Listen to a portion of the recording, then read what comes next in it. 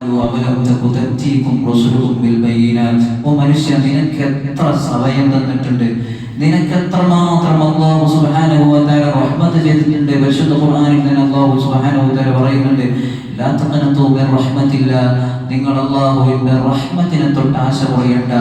നിങ്ങൾ അല്ലാഹുവിനോട് ചോദിച്ചോളൂ. ഇന്ന് നമ്മൾ ഓതി വഖാല റബ്ബുക്കും ഉദ്ഉനി യസ്തജിബ് ലക്കും.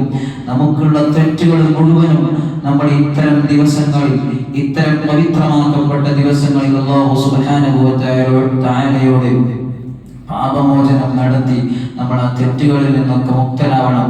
നമ്മൾ പറഞ്ഞ അല്ലാഹു സുബ്ഹാനഹു വ തആല പറഞ്ഞ നരകത്തെ തൊട്ട് അല്ലാഹു സുബ്ഹാനഹു വ തആല നമ്മളെ കാത്തുരക്ഷിക്കുമാറാവട്ടെ. അത്തരം നരകാവകാശികളുടെ കൂട്ടത്തിൽ അല്ലാഹു നന്മയോ നാമുമായി ബന്ധപ്പെട്ട ഒരാളെയും അല്ലാഹു പെടുത്താതിരിക്കുമാറാവട്ടെ.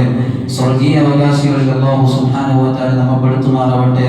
സ്വർഗീയ അവകാശികളെ കുറിച്ച് പറഞ്ഞത്, അവരെങ്ങനെ സ്വർഗത്തിലേക്ക് കടന്നു വരുമ്പോൾ അല്ലാഹു സുബ്ഹാനഹു വ തആലയുടെ സ്വർഗ്ഗം കാൽക്കുന്ന മലക്കുകൾ അവരോട് പറയും, വഖാല ലഹും ഖസനതുഹാ സലാമുൻ അലൈക്കും, സലാമുൻ അലൈക്കും, നിങ്ങൾക്ക് സ്വാഗതം, നിങ്ങൾക്ക് സ്വർഗത്തിലേക്ക് സ്വാഗതം എന്ന് പറഞ്ഞ് ഇയാളെ ആനയിച്ചു കൊണ്ടുപോയി ആ സ്വർഗത്തിൽ അല്ലാഹു അവനിക്ക് നൽകിയ ആ ഇടത്തിലേക്ക് കൊണ്ടുപോയി നിർത്തുകയാണ്. എന്തൊരു വ്യത്യാസമാണുള്ളത്! അതല്ലേ പറഞ്ഞത്, വമാ യസ്തവിൽ അഅ്മാ വൽ ബസീർ വല്ലദീന ആമനൂ വഅമിലുസ് സ്വാലിഹാത്തി വലൽ മുസീ. സത്യവിശ്വാസിയായ ആളെ കുറിച്ചും അതേപോലെ മോശമായ പ്രവർത്തനം ചെയ്യുന്ന ആളെ കുറിച്ചും അല്ലാഹു തആല ഉദാഹരിച്ചത് വമാ യസ്തവിൽ അഅ്മാ വൽ ബസീർ, കണ്ണ് കാണാത്തവരെയും കണ്ണ് കാണുന്നവനെ പോലെയുമാണ്. കണ്ണ് കാണാത്തവനെ പോലെയുമാണ് അല്ലാഹു സുബ്ഹാനഹു വ തആല ഇതിനെ ഉപമിച്ചത്.